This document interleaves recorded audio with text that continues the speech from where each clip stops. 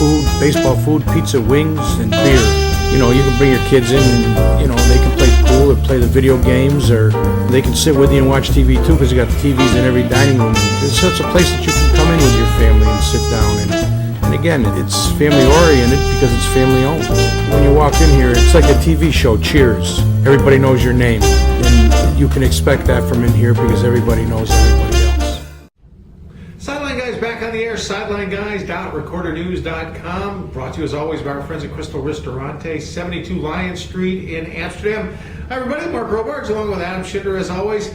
Monday afternoon, and well, lots of little things to talk about this week. Not really one big topic at all, just lots of little stuff that we want to get into this week. Yeah, it's been kind of it was a bit of a slow weekend, just with the schools mostly off this week due to the Easter holiday. There are plenty of games going on, but not really at a staggering pace. And the nice thing this week is it's a lot of early games, noontime games. I know you had Brawl in Perth this afternoon with a noontime start.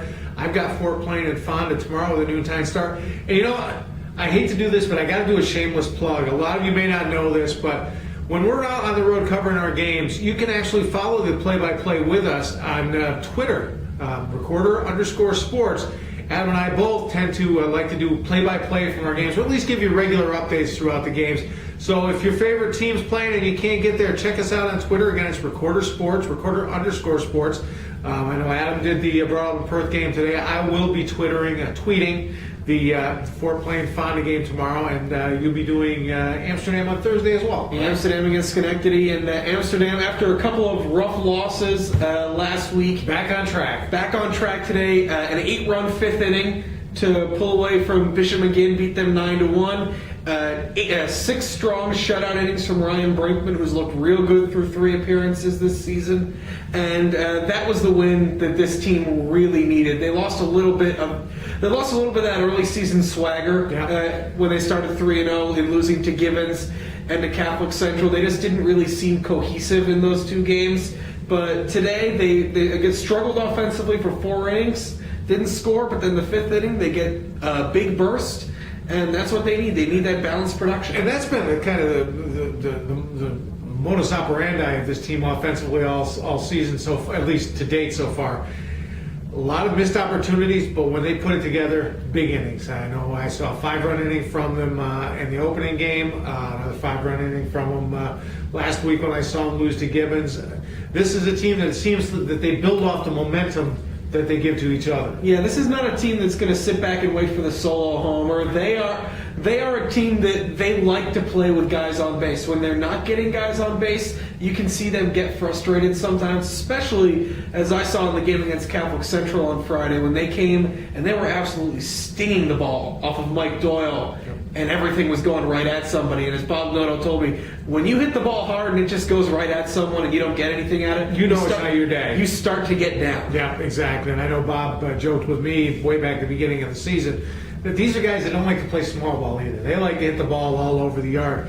And when you got some of these bats in the lineup, you can get away with that. Brinkman hit his 2 home runs already this season. Roofer's got a good stick.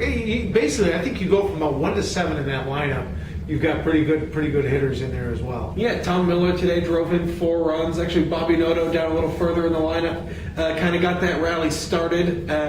But speaking of big innings, today at Brawl in Perth, I got to see the Patriots. They'd been in a bit of a funk. They were 1-4 to start the season, but they got a big win against Queensbury. Scored 7 runs right out of the gate in the first inning. RJ Pinchtor lasted 4 innings on the mound. Tyler Ruggieri came in, walked 5, but still managed to pick up the one of the rockiest 3-inning saves I've ever seen. But he did a very good job to work his way out of trouble. But see, now that's what I remember from my high school playing days. That's what I remembered our pitchers would always do too. You know, it's not a fun save unless you put a lot of guys on base. Yeah, and actually, what he was able to do, Ruggieri going 3 innings and working his way out of that trouble, gave BP the option. They play Queensbury again on Wednesday in the way the Foothills works with the home and away series. Right. So they saved Matt Gage for their big game on Wednesday when Queensbury's going to throw their ace, Ryan Davis, who also didn't go today. So anyway, let's switch gears. What are we talking about next? How about a little NBA playoffs? All right, why not? I actually got a chance to sit down yesterday and actually watch a couple of NBA playoff games. It's not something I normally do, but as a Carmelo Anthony fan, as you can tell by the Syracuse gear, I've taken an interest in the Knicks-Celtics series, and that was a great ball game yesterday, even though Carmelo didn't do a heck of a lot to help out the Knicks. As a matter of fact, may have cost him the game with that wild three-point try at the end. Yeah, I mean, Carmelo Anthony is a guy who's going to take those shots sometimes.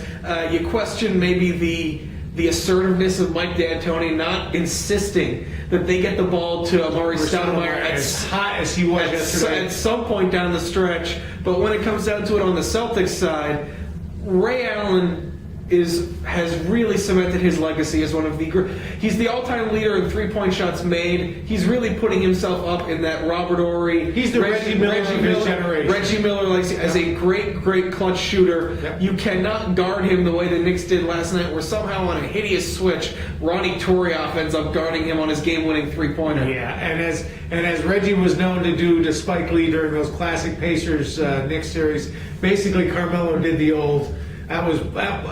Look, Carmelo's the guy you want taking those shots at the end, but that may have been one of the ugliest shots I've ever seen him take. Yeah, just rushed in a bad position and way too early. I don't dispute taking a three as a road team in the playoffs. Absolutely. Down by 2. I always advocate for the win. Go for the win. You don't want to go to overtime against that home team. Absolutely, but the fact that the Knicks were in the game, that says a lot. That tells me that that genesis that they were talking about way back when they couldn't beat anybody has started to happen. They're going to at least be competitive. I think this is going to be a good series. I could see this going 6. I don't think 7. I think the Celtics walk away with it, but the Knicks will at least put up a fight.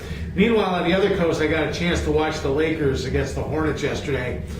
And I don't know what it is about this Laker team. They had the same problem last year where they just seem to have a problem turning it on when they need to. Yeah, the Lakers are a very weird team in the sense that they know that when it all comes down to it, they are very likely the best team in the whole NBA.